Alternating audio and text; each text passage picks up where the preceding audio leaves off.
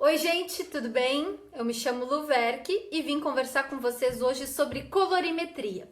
Vamos direto ao ponto, tá? Segue aí no canal para dar aquela ajuda e vamos começar o conteúdo. É o seguinte, colorimetria básica para aplicar na maquiagem, tá? É sobre isso que a gente vai conversar. Então vamos partir do princípio. Nós temos três cores primárias: azul, amarelo e vermelho. E a partir dessas cores se fazem todas as outras cores do círculo cromático, todas as outras cores existentes, tá? Então nós temos as cores secundárias, tá? Que são laranja, verde e roxo, todas provenientes de amarelo, azul e vermelho. E depois nós temos cores terciárias, tá? Eu não vou entrar aqui muito nas cores terciárias porque eu quero falar de combinações mais práticas para aplicar na maquiagem. Se tu tiver o círculo cromático à mão, tu consegue saber todas as combinações.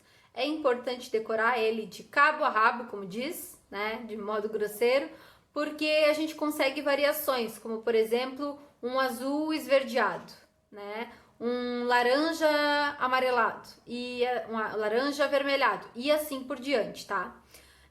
As cores terciárias, então, a gente acaba utilizando mais na mistura de sombras, de outras cores que a gente precise vir a usar na maquiagem, por isso que eu não vou entrar tanto nessa parte, tá?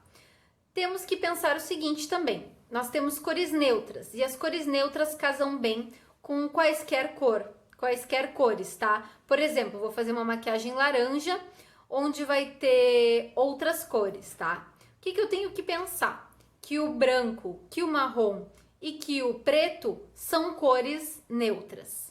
Então, eu sempre vou poder acrescentar essas cores junto ao laranja, junto ao amarelo, junto ao roxo, junto ao verde, enfim, sem problema algum. A única coisa que eu tenho que cuidar é o caso do marrom, tá? O marrom, ele pode ser um marrom frio ou ele pode ser um marrom quente.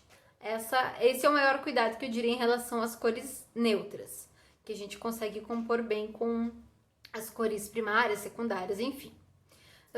Outra coisa importante que eu gostaria de falar é a respeito das combinações, tá? Nós temos 4 tipos de combinações para maquiagem que é importante que a gente saiba. Claro, não tô te dizendo que tu vai decorar todas perfeitamente, mas se tu tiver o círculo cromático à mão, ele te diz exatamente, eu tô sem círculo cromático aqui, mas ele te diz exatamente o que tu precisa para poder compor essas combinações. Então vamos lá. Nós temos a combinação monocromática, que se trata de uma fileira de cores. A gente vai utilizar toda uma cor, toda a paleta dessa cor para fazer a maquiagem. Então, por exemplo, uma sombra rosada, um batom vermelho, um blush rosado, e a gente também vai pensar num iluminador que seja mais champanhe, que case mais com essa paleta, né? Nós temos então a combinação monocromática, que nada mais é do que utilizar uma cor e desmembrar ela, ter essa paleta desmembrada. A gente tem depois a combinação análoga, que a gente pode utilizar uma cor vizinha ou 2 cores vizinhas para fazer a combinação, né? Então, por exemplo, a gente pode usar o azul, vou colar aqui, o azul esverdeado e o azul violeta, ou a gente pode usar só o azul e o azul violeta, né? Então, sempre a gente sabendo bem o círculo cromático, a gente consegue saber essas combinações. Por que é importante também a gente saber como funciona o círculo cromático e qual cor está do lado de qual? Porque no momento que a gente faz a transição, a gente precisa saber.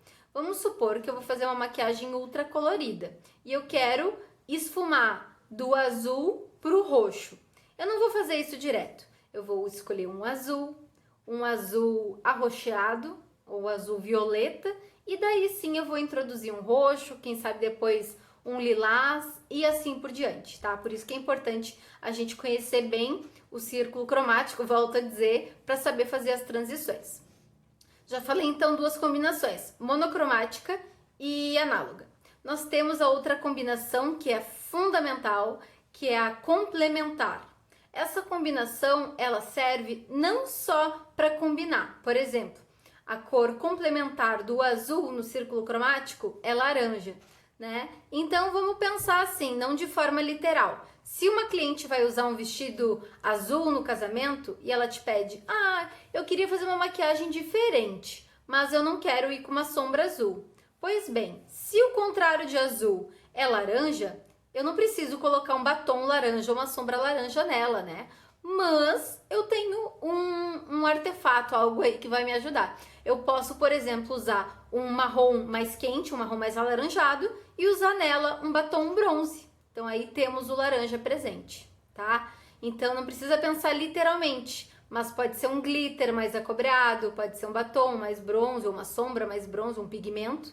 E assim a gente consegue fazer as combinações, tá? Serve para todas as cores. A cor complementar é a cor oposta à cor no círculo cromático, assim como verde e vermelho. As cores complementares, elas também servem para outra coisa. Elas servem também para camuflagem de manchas. Por exemplo, eu tenho rosácea. Sabe quando a pessoa tem a pele aqui mais avermelhada, mais sensível? A rosácea, algumas pessoas nascem com ela e algumas pessoas desenvolvem no decorrer da vida. Essa rosácea ela pode ser neutralizada com a base de fundo oliva, né, de fundo mais esverdeado, ou até mesmo com corretivo verde, tá?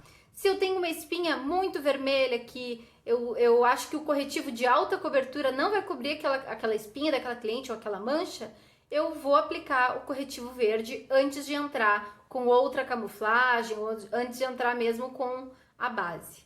Outra circunstância que eu gosto de usar corretivos coloridos são quando eu vou fazer uma pele, por exemplo, uma pele HD ou uma pele bem levinha, eu diluo bem o corretivo colorido e venho então com a base mais natural. Porque pensem comigo, se eu for fazer uma pele natural e eu colocar um corretivo de alta cobertura para cobrir quaisquer mancha que seja, vai me dar problema. Então eu diluo bem esse corretivo colorido e depois eu venho fazendo a pele leve sem problema algum, tá? E a última combinação é a combinação triádica. Essa combinação, ela é mais utilizada para moda, ela é mais utilizada na maquiagem artística. Dificilmente a gente venha trabalhar ela na maquiagem social, tá? Só se for algo mais para Instagram e tal, mas para clientes dificilmente a gente acaba utilizando essa combinação. Então, a respeito de colorimetria, o que eu vim falar para vocês hoje é basicamente isso, né? Revendo aí os pontos que a gente conversou: cores primárias, cores secundárias, cores terciárias e as combinações monocromática, complementares, análogas e deu branco. E agora? Triádicas, que a gente quase não usa porque é mais para maquiagem artística ou para moda, tá? Espero que vocês tenham gostado aí do conteúdo de hoje. Até breve!